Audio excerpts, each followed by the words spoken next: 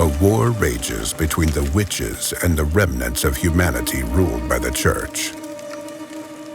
In a distant territory controlled by one of the witches, papal scouts have discovered a wreckage of a ship that had been lost for several centuries.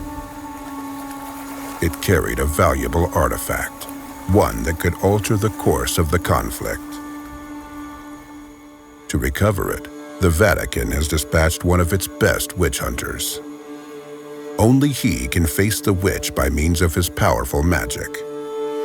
Hunters like him are called prayers, and the substance running through his veins that gives him arcane powers is known as Witchfire.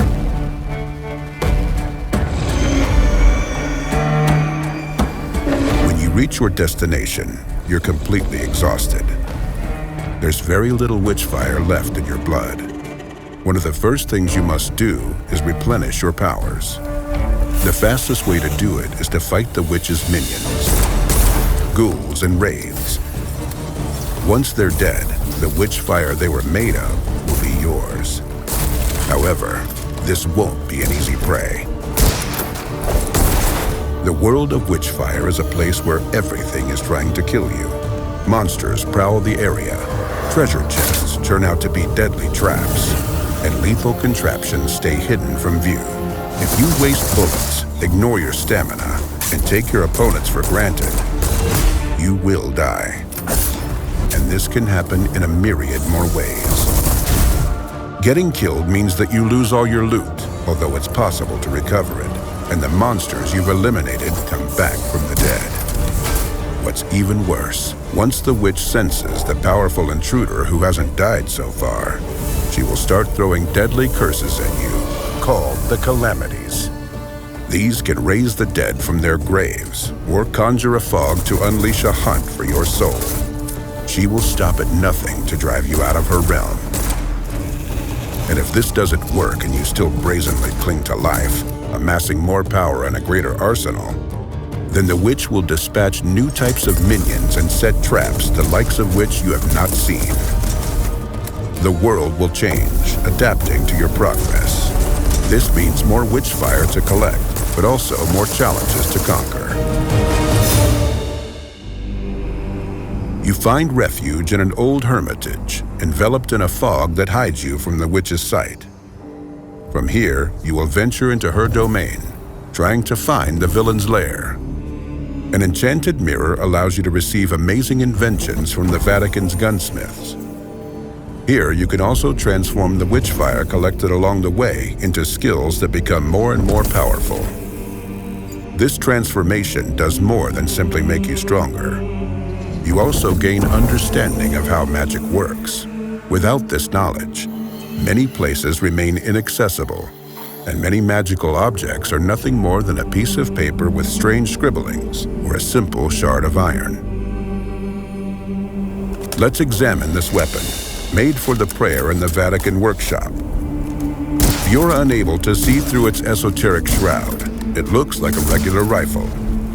The more Witchfire courses through your veins, the more secrets reveal themselves to you.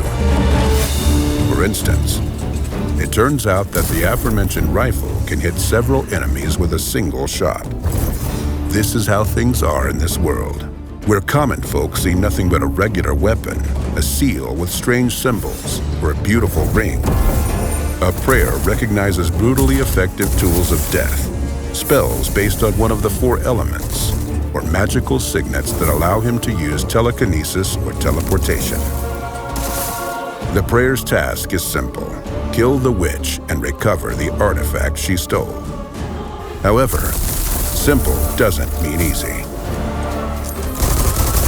Luckily for you, the prayer has more tools at his disposal than superhuman powers or a magical arsenal. Some of these implements are called the Arcana. Crystals that are created from Witchfire in the most magic-infused spots allow the prayer to alter reality, if ever so slightly. Will you enhance your spells with new abilities, weaken all of the witch's minions, or perhaps you will prefer to improve your shooting skills for a short while? Still, the most powerful force the prayer can wield is not a weapon, a spell, a magical object, or even the arcana. It's the freedom. When you embark on your journey, you set your own goals. Would you like to find and defeat the guard keeping watch over the witch's keys? Go right ahead. Or perhaps you prefer to steal some gold and return to the hermitage. No problem. Why don't you test a new weapon and collect enough Witchfire to develop another skill? There's nothing stopping you. Every step you make during your journey marks a choice. You can rush into a huge mob of enemies and try to execute them in a frenzied dance of death, or opt for eliminating them one by one from afar. Steering clear from a fight is an option, as is provoking more fights for bigger rewards. This freedom means that there isn't just one correct method to defeat the witch. The prayer is not bound by time restrictions, and the Vatican doesn't care what methods he employs. A sharpshooter's agile fingers, a tactician's analytical mind, or special powers and magical objects. You can pick, choose, and match freely to achieve your goal. These are the bare bones of Witchfire. Discovering the rest is up to you. But here's a final thought. The witch knows that the prayers are immortal. Her goal is not to kill you. Her goal is to take away your belief that she could be defeated. When faced with hardship, you decide whether to give in to despair or get back on your feet and resume the fight. Godspeed, prayer.